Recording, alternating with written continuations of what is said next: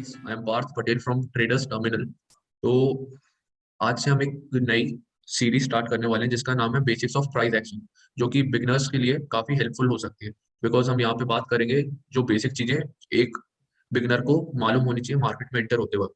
तो ये वाले वीडियो में हम सपोर्ट एंड रेजिस्टेंस होता क्या है वो समझेंगे। तो चलिए बात करते हैं कि सपोर्ट एंड रेजिस्टेंस क्या होता है।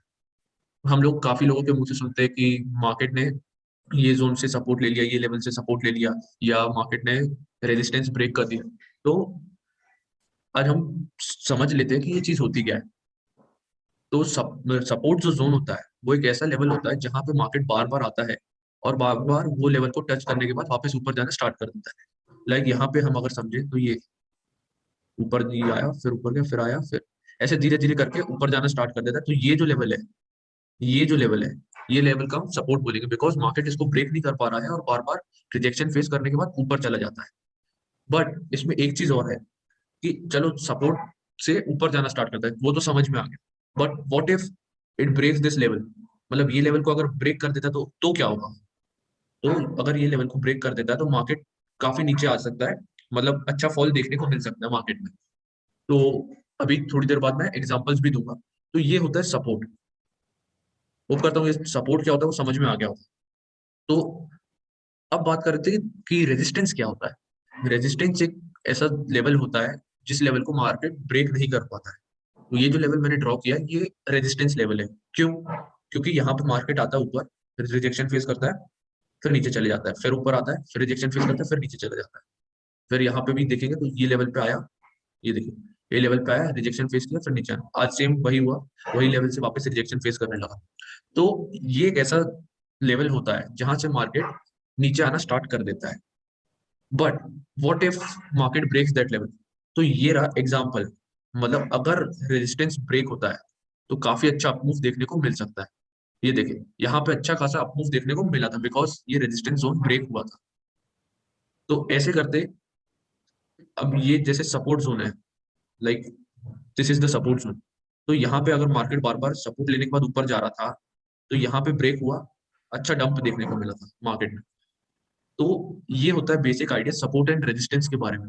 तो हम थोड़े से चार्ट्स में प्रैक्टिस करके देख लेते हैं कि क्या होता है सपोर्ट एंड रेजिस्टेंस। और अगर आपको समझ में आ गया हो तो नीचे मैं मेरा ईमेल डाल दूंगा, तो वहां पे आप मेरे को मेल करके भेज सकते हैं। अगर कुछ भी गलत रहा तो मैं वापस आपसे कांटेक्ट करूंगा, तो आपको अच्छे से समझा दूंगा। तो ये इसको क्लियर करता हूँ ड्राइंग्स को। तो यहाँ पे मैंने बोला था जैसे कि मैं आपको दिखाऊंगा कि क्या होता है सीधे से। ये एक अच्छा सपोर्ट जोन था। This this was a good support zone, जो कि अप्रोक्स 27 फेब को ब्रेक हो गया था। उससे पहले भी एक बार ब्रेक हुआ था, बट देन अगेन वो ऊपर जाना स्टार्ट कर दिया। तो यहाँ पे ब्रेक हुआ, यू कैन सी दैट कि कितना बड़ा फॉल देखने को मिला था। ये तो हालांकि ये वायरस, कोरोना वायरस वाला फॉल था, तो ये क्रैश देखने को मिला था। तो ऐसा होता है कि अब ये यहाँ से रिजेक्शन फेस की, ये रेजिस्टेंस है। जो ऊपर वाला जोन मैंने मार्क किया है दैट इज रेजिस्टेंस। तो रेजिस्टेंस ब्रेक हुआ अगर ऊपर की साइड पे, then a good up move can come. And if support break होता है तो अच्छा खासा डाउन मूव देखने को मिल सकता है। तो यहाँ पे वही हुआ, ये ब्रेक हुआ, a good downfall was seen in the markets.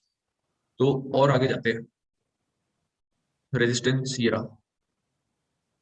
So here, यहाँ पे let me clear the chart. तो यहाँ पे अब ये मार्केट बार बार ये लेवल्स पे आ रहा था, नीचे आ जाता था, वापस आया, नीचे आ गया। जब ये लेवल ब्रेक हुआ एक अच्छा अप मूव देखने को मिला था। 27,500 से 30,000 का, मतलब 2500 पॉइंट का मूव देखने को मिला था बैंक निफ्टी में।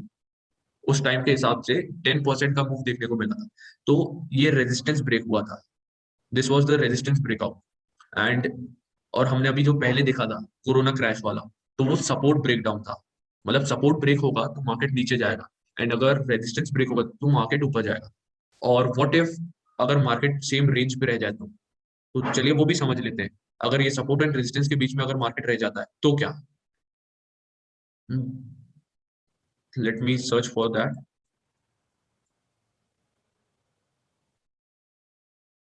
यस। सो ये जो है,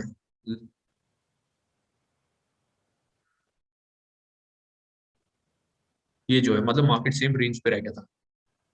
तो इसमें जो मैंने स्टार्टिंग में आपको समझाया कि सपोर्ट एंड रेजिस्टेंस क्या होता है, तो दोनों को कोलैप्स मत करना। इसको आप अलग से नोट डाउन कर सकते हो कि अगर सपोर्ट पे मार्केट आ रहा है तो वहां से सपोर्ट से रिजेक्शन फेस करता है तो वापस वो ऊपर जाएगा, है ना। और अगर मार्केट रेजिस्टेंस पे आया तो वहां से अगर रिजेक्शन फेस किया तो again it will start going down.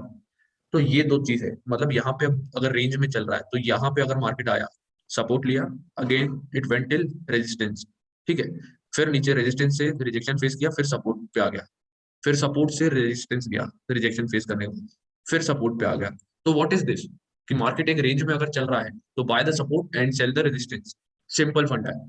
अगर सपोर्ट पे अगर हम बाय करते हैं तो हम रेजिस्टेंस पे सेल कर देंगे, बिकॉज रेजिस्टेंस, हमको तो पता नहीं कि रेजिस्टेंस ब्रेक होगा नहीं होगा।